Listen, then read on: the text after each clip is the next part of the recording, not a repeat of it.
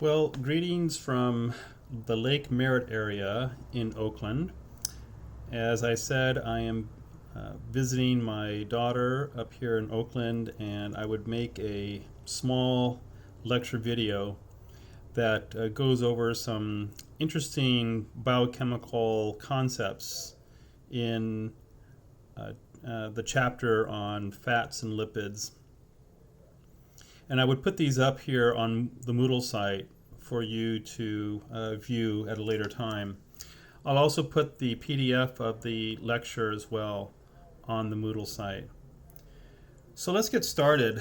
We've been talking about fatty acids, fatty acid metabolism. We talked about beta oxidation, and we went over a lot of details about the calculation of the amount of energy we get in fatty acids and the amount of energy that we get in glucose. Now I'd like to talk a little bit about lipases. And I had mentioned how lipases release fatty acids from triacylglycerols. And there are dietary lipases that are secreted from the pancreas. And they seem to be somewhat indiscriminate in terms of which fatty acids are released from the glycerol. On the other hand, when fatty acids are released from the adipocyte, you'll recall that when we are starving or when we don't have as much food in our bodies, glucagon is released, and what that does is that triggers triacylglycerols that are stored in the adipocyte to undergo hydrolysis through these lipases. And so these lipases will take off the fatty acids. And they usually take them off one at a time. And so you might start off with, so this is going to be lipases.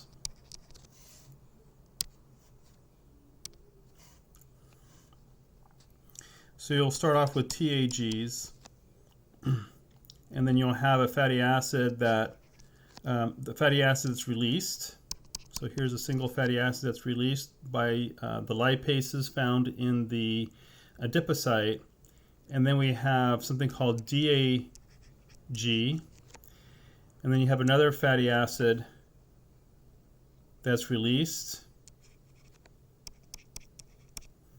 and then you have MAG, and of course TAG stands for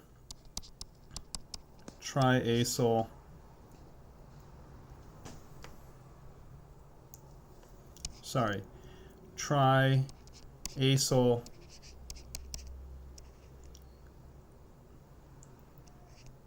glycerol. DAG stands for diacyl glycerol. And then we have MAG, and that stands for monoacyl glycerol.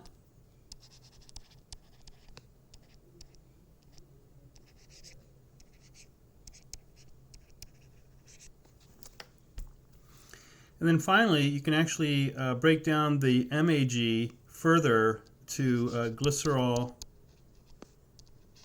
and something called a free fatty acid. And there, that would be the final components of that particular reaction. Remember, the glycerol can be sent back to the liver for gluconeogenesis.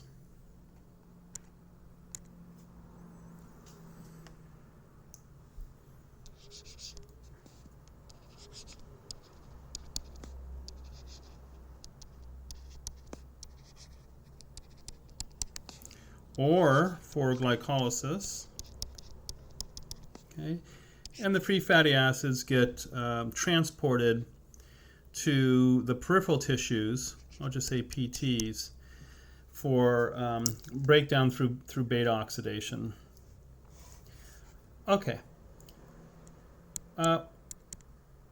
in order to make it easy to talk about these fatty acids, I would like you to go ahead and review the names well, the scientific names in terms of how to specify these fatty acids. And it's very simple. So I don't expect you to remember, for example, capric acid, lauric acid, myristic acid, palmitic acid. These are tough names to remember. But I would like you to concentrate on this nomenclature and this nomenclature here. So, and that's very easy, right? So if I were to ask you, for example, how to name this fatty acid, that'd be very simple. You would just write 10:0. 10 stands for the number of carbons, and 0 stands for the points of the positions of unsaturation. If, on the other hand, I had asked for the name of this fatty acid,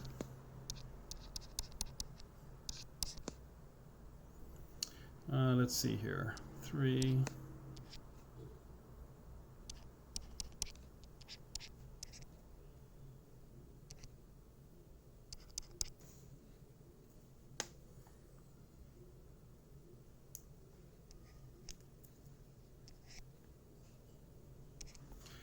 One, 2, 3, 4, 5, 6.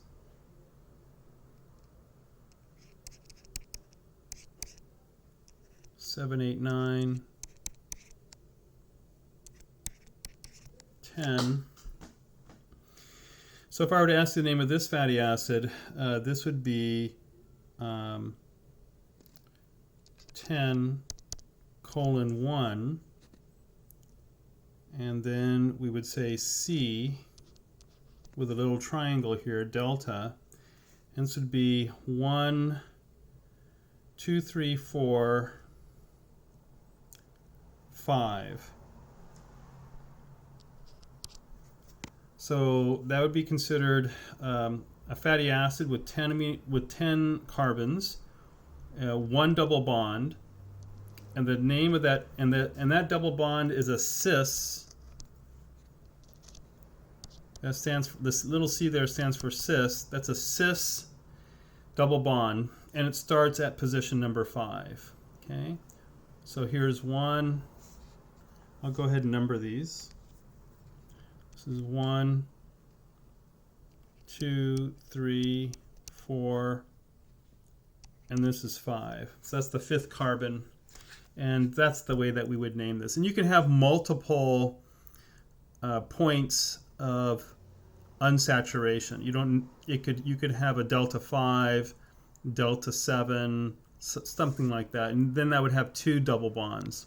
So review that so that it's easy for you to name these fatty acids. Okay, I should say that most of the fatty acids in nature have cis double bonds.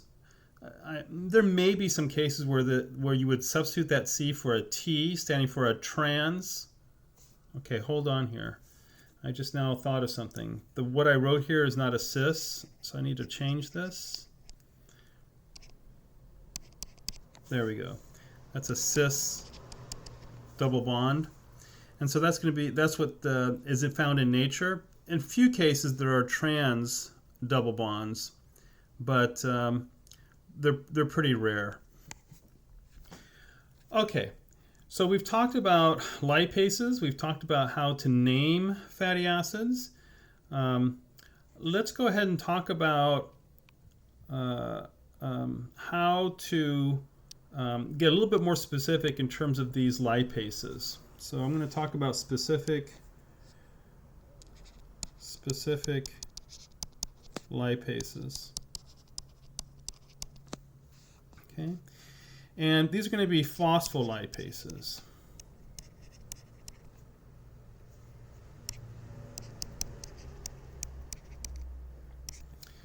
So let me see how I can talk about this particular topic. So you probably are aware that when you draw membranes, one typically draws things that look like this. Okay, that's a lipid bilayer, and that's how these membranes are sort of schematized. What is this actually? Well, what these are phospholipids.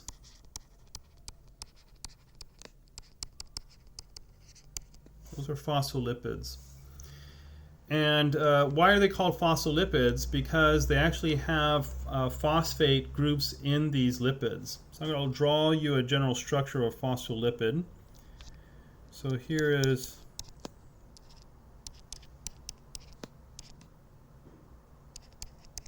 that's one fatty acid on a glycerol.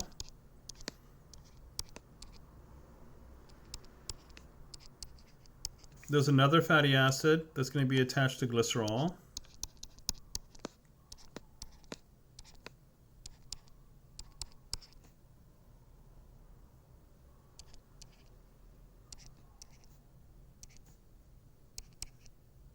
And here you have some other group, and sometimes this can be hydrophobic or hydrophilic.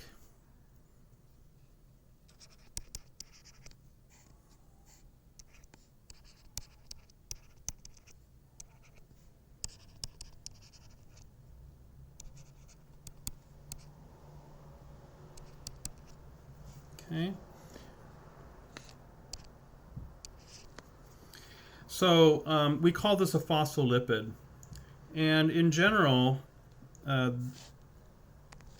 this part here is considered the polar head. And these parts here are called the hydrophobic tails.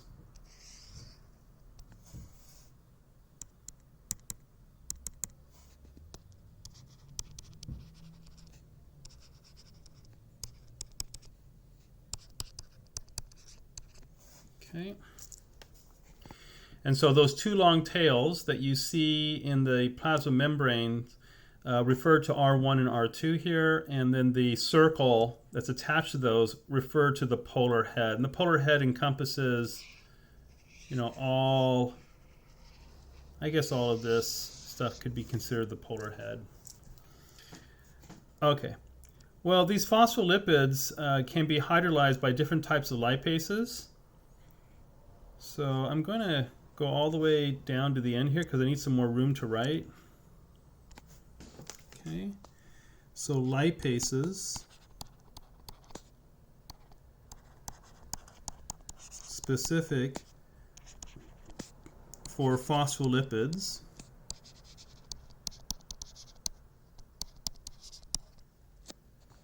Okay, so we'll go ahead and redraw our phospholipid.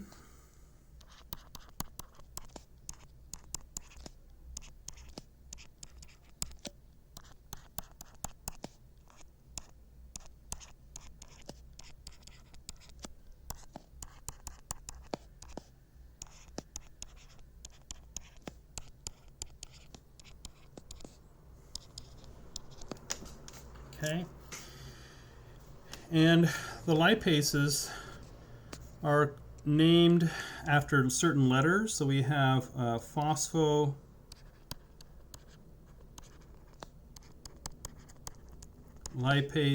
A1, phospholipase A2, phospholipase C, and phospholipase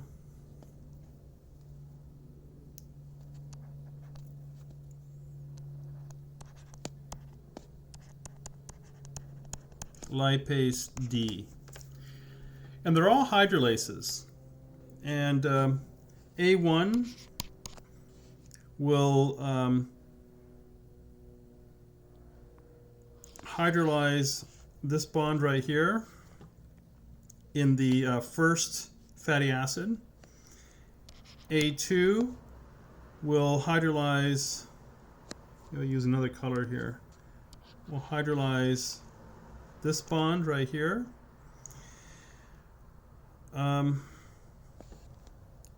Phospholipase C will hydrolyze this bond right here, and phospholipase D will hydrolyze this bond right here. Why do we need all these specific phospholipases? Well, it turns out that in response to certain signals in our body, hormonal signals, we need to release some of these lipids depending on the type of signal that are there. So this is not dietary. This is not in order to provide fuel to us necessarily, but to provide a signal. And oftentimes this is a very powerful cell signal that's given to the cell that tells it what to do, either to grow faster or to cause apoptosis, cause programmed cell death. So we do have these lipases that are specific for phospholipids. And you can see these phospholipids also look similar to the TAGs. The only difference is that you have a phosphate group here. All right. So we've talked about the nomenclature for fatty acids. We talked about these lipases quite a bit. You understand that lipases are hydrolases, and there are 4 different flavors of phospholipases for the phospholipids. Sometimes we call these phospholipids glycerol phospholipids. That's another name for the phospholipids. Okay, I'm moving back up here because I had taken pictures from your book and inserted them here for my notes in order to describe some certain things here. So I want to talk a little bit about cholesterol now. So cholesterol. And this photo right here, from this image from your book, is shows you what cholesterol looks like. And you might think, wow, that doesn't look at all like a TAG or a fatty acid. But because it's very hydrophobic and it's mostly hydrocarbon, it does fall into the class of lipids. And these cholesterol molecules are the precursors to bile salts. And they belong in the class of lipids known as sterols. So I'll just write that word here, sterols. Ooh, I didn't write that very well. Hold on.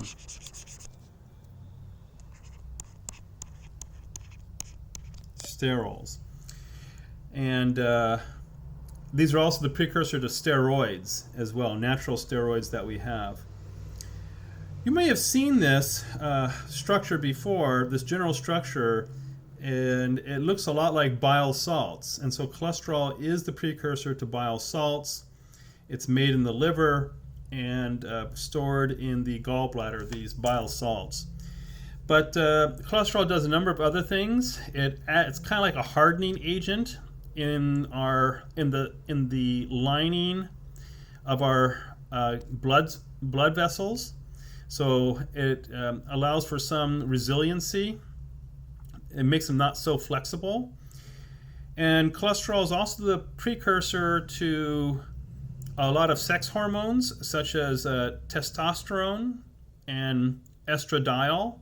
So those are the cholesterol is essential for that. And so cholesterol is really an important molecule.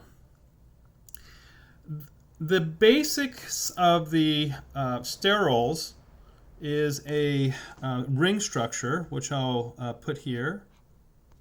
Oops, I don't think I did that right. Let me do that again. Okay, and the ring structure looks like this.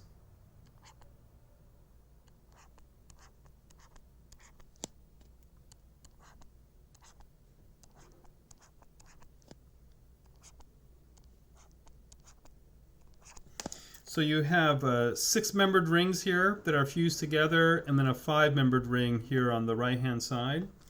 And we named these rings A, B, C, and D. So that's the the basic structure of all steroids. And then depending on what you have on the outside, or what types of degrees of unsaturation you have, you sometimes you create different types of steroids. But this is the basic structure of these steroids: A, B, C, and D. These 4 fused rings. And so you can see that in cholesterol. Also, cholesterol is pretty hydrophobic, as you can see right here. So it's very, very hydrophobic. Okay, and then there's an enzyme that can create something called a cholesterol ester. This enzyme, I think, is found in liver, and so you can even make it more hydrophobic. And so this is cholesterol ester. And why is it called cholesterol ester? Because you now can put on a fatty acid onto that, and so now you've got a cholesterol ester. So this is even more hydrophobic. We find these cholesterols and cholesterol esters in a lot of the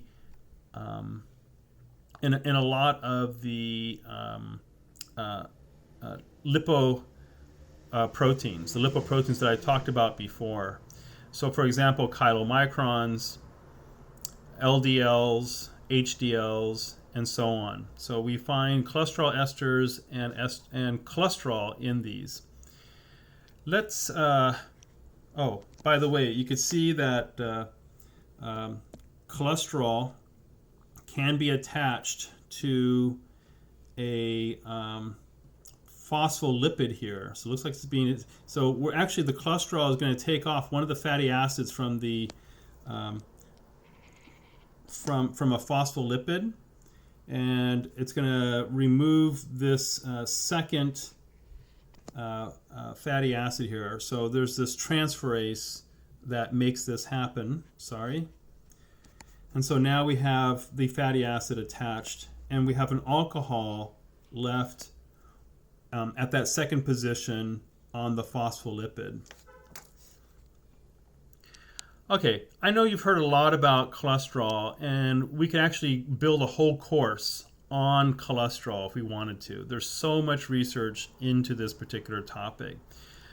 I just want to mention a few things. Cholesterol in the blood is somewhat bad news because it can become oxidized, and it can form what are called atherosclerotic plaques.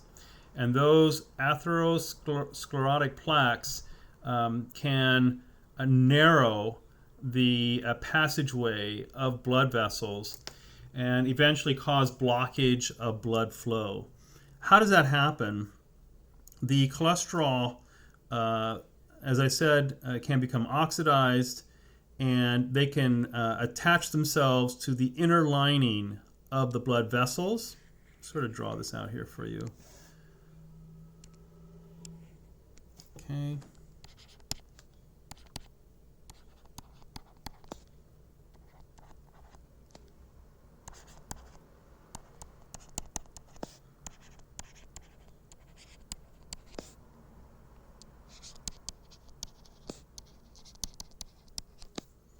So atherosclerotic plaque formation, you get oxidized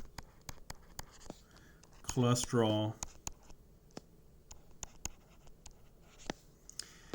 and it attaches to the inside of arteries as well, and blood vessels.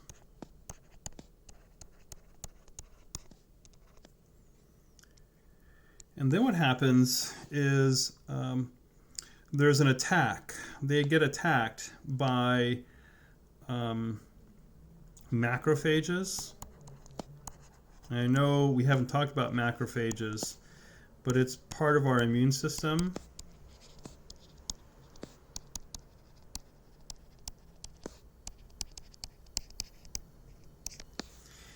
And these macrophages will engulf the oxidized cholesterol, and they will turn into, these macrophages will turn into something called foam cells.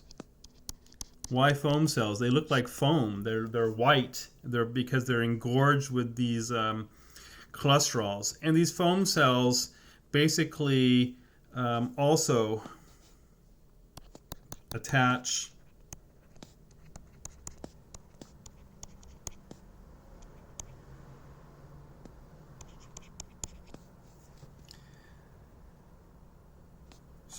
they attach to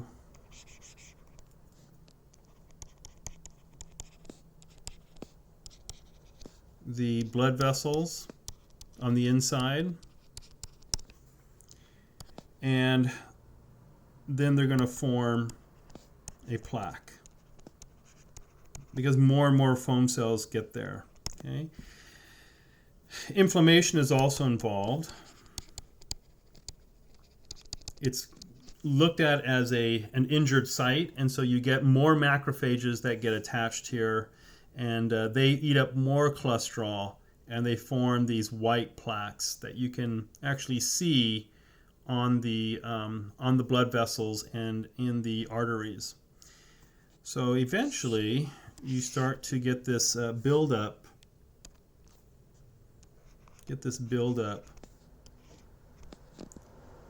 Of plaque, and there are, and if this gets occluded, then blood flow is blocked.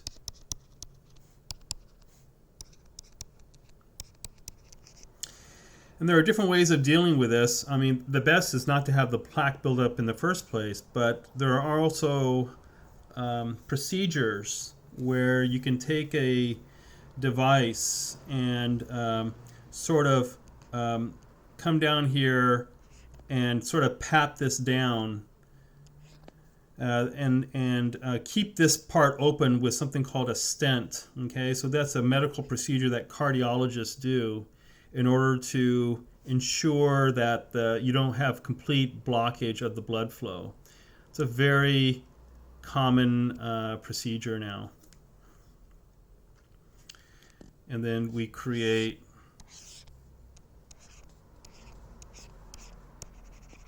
a stent, which is like a plastic metal material which braces this blood vessel so it stays open. So we put stents in there. And my father had a few of these stents in his arteries that were close to his heart in order to keep blood flow going. Okay, so we've talked about cholesterol and how bad it is, and what is the metabolism of cholesterol. So cholesterol, I'm going to have to go back to this diagram here. See if I can't.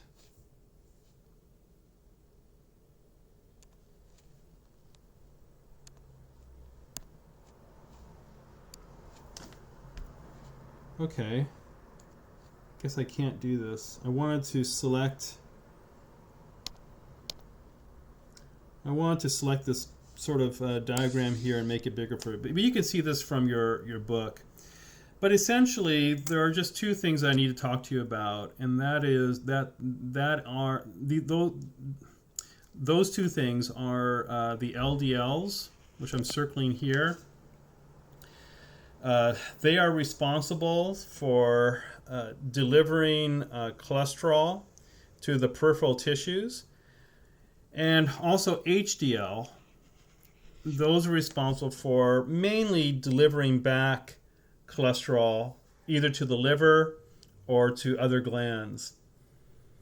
And it turns out that when you do a blood panel, what's looked at often is the LDL to HDL ratio. And when that ratio is low, then that's a good sign, because that means you have a lot of the HDL removing the cholesterol and delivering it back to the liver and to these other glands. But if the ratio is high, as it is for many people, especially on a red meat diet, a diet that's enriched in red meat, then that's not so good. And people have shown that if the ratio is high, then you get deposits, you get plaque formation.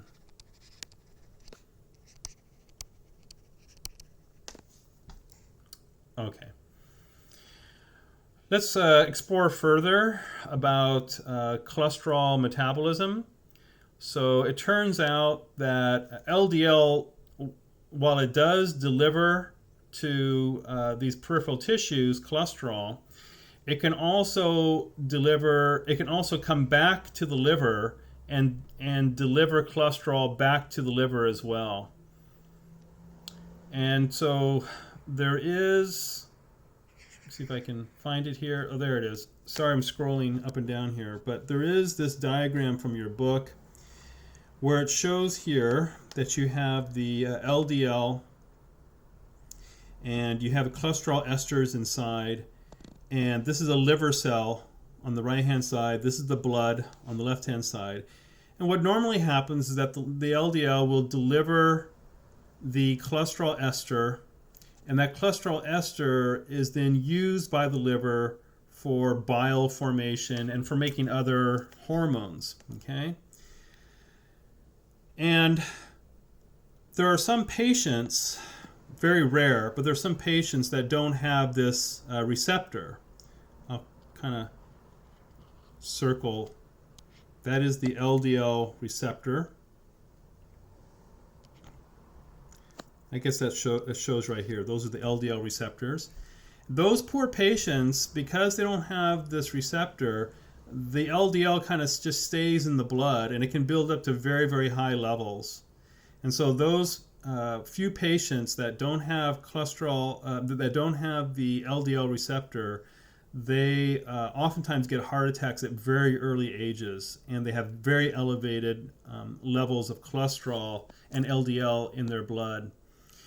And why is that? Well, why it is because there is a system inside, there's a feedback system inside the cell, inside the liver cell, that once it recognizes that there's enough of these cholesterol esters around, or cholesterol, then it turns off the machinery for making cholesterol inside the cell. And the big enzyme here for this is called HMG-CoA reductase.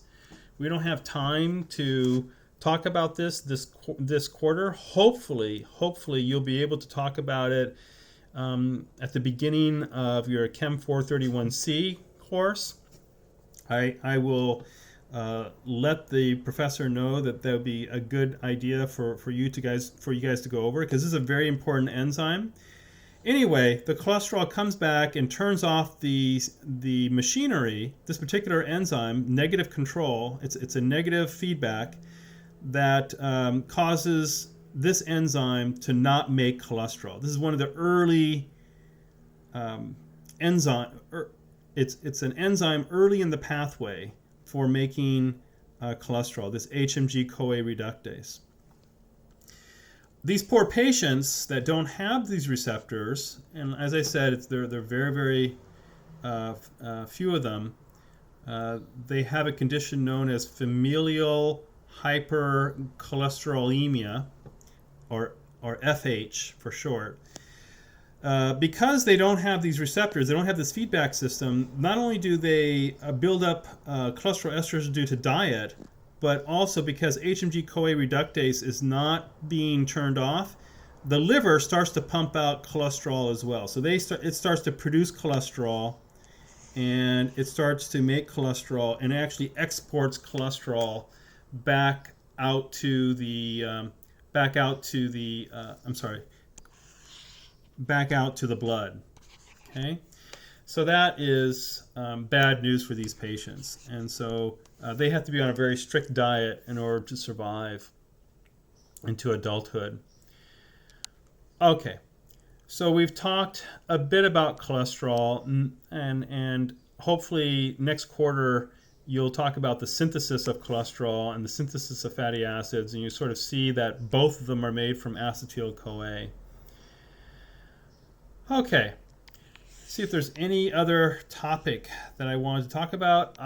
Yes, ketone bodies. I think I'm going to talk about that next time.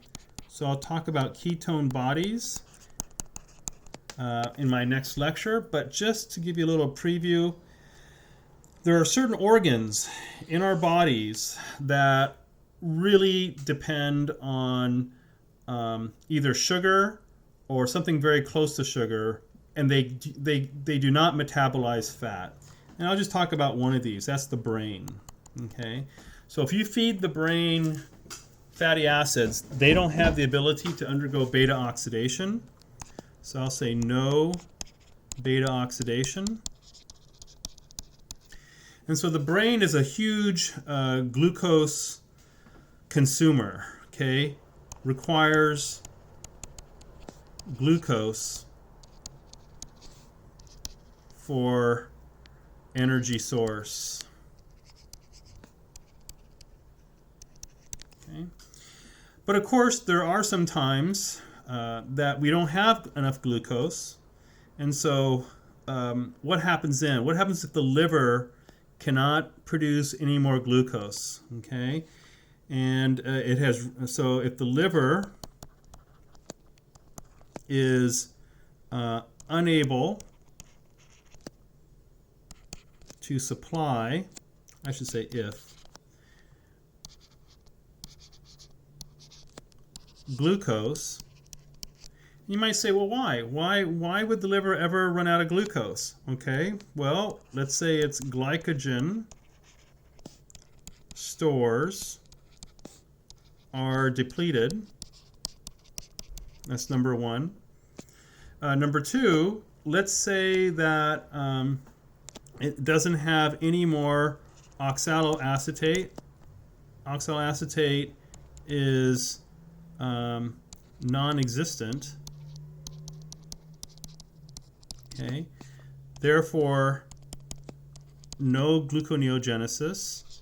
You guys remember that gluconeogenesis, you have to have oxaloacetate.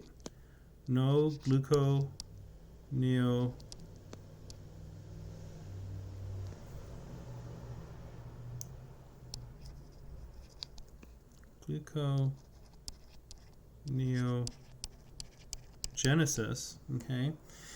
Well, that means the glucose doesn't have any ability to supply, the liver has no ability to supply glucose to the brain. So what the liver does then is creates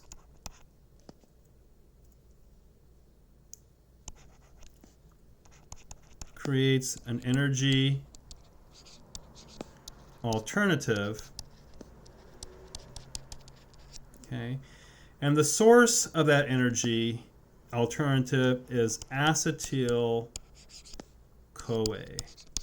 So acetyl-CoA is the source. Why is that the source? Because there's many places to get acetyl-CoA from. You can get acetyl-CoA from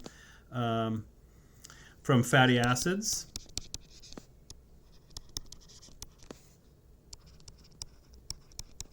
And you can also get it from protein.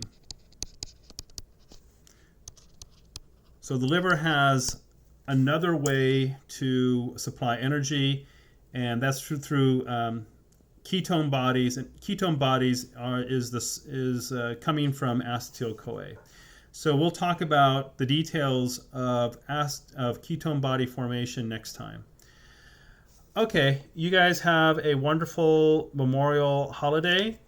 And I will see you on Wednesday to talk about ketone body formation. We'll get into the mechanisms of that. And have a wonderful day. Bye-bye.